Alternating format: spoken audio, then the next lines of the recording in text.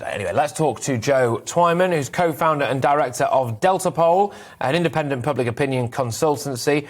Joe, thank you very much. What's your make of what the public opinion is on this? Because, well, it looks to me anyway like the GBNews viewers don't really seem to care.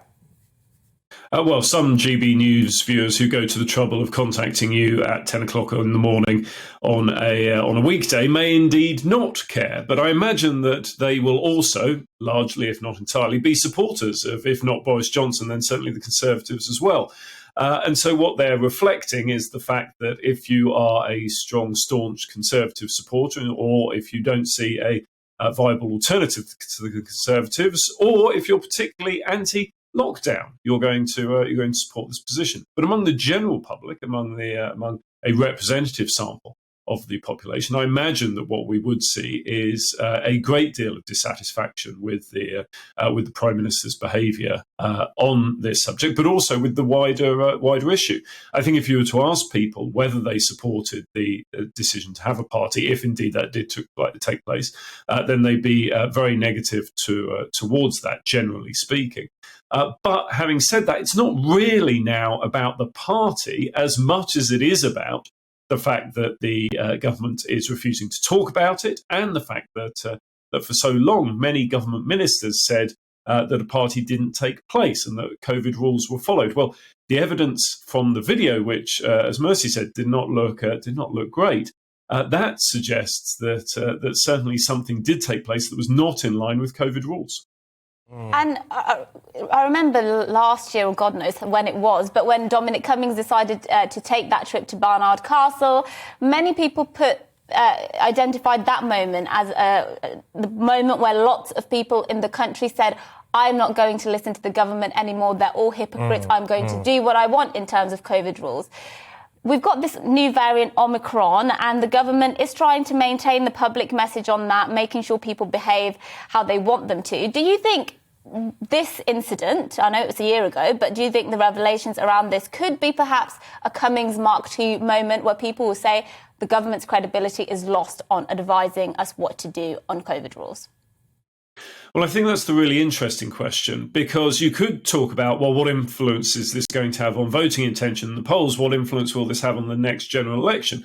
And the likelihood is that these individual events, yes, they have the potential to have a cumulative impact over the longer term, but they're unlikely to make a big difference. If you look at Barnard Castle, for instance, if that hadn't happened, could you argue that the government's position in the polls would be significantly different today?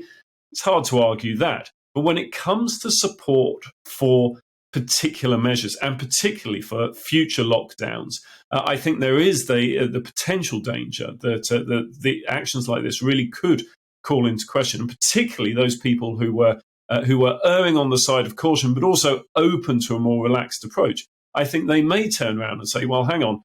What if the government is breaking the rules? Why should we stick to them?"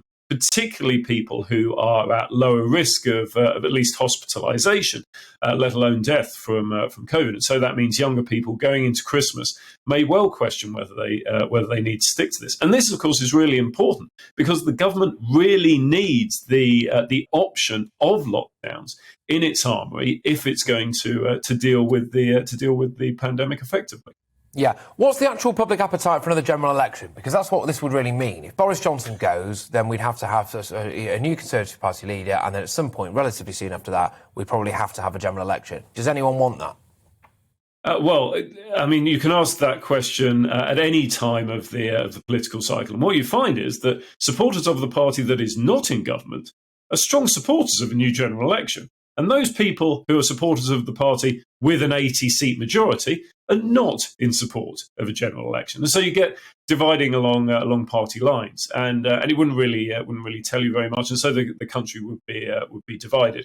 But I don't think there's going to be a general election anytime soon. I think that while this is damaging in terms of, as Mercy said, while this is damaging in terms of how the government approaches lockdowns, particularly the potential lockdown around Christmas, while public support for that may be damaged, I don't think that the long-term impact of this one event will impact on the public support for the Conservatives versus Labour versus the other parties. I think in that respect, this is more of a talking point than a turning point. But I do think the cumulative effect of Barnard Castle, of Owen Paterson, of Downing Street Christmas parties and everything else will have a long-term impact on the trends. But that will take some time to come through. Well, Joe Twyman, thank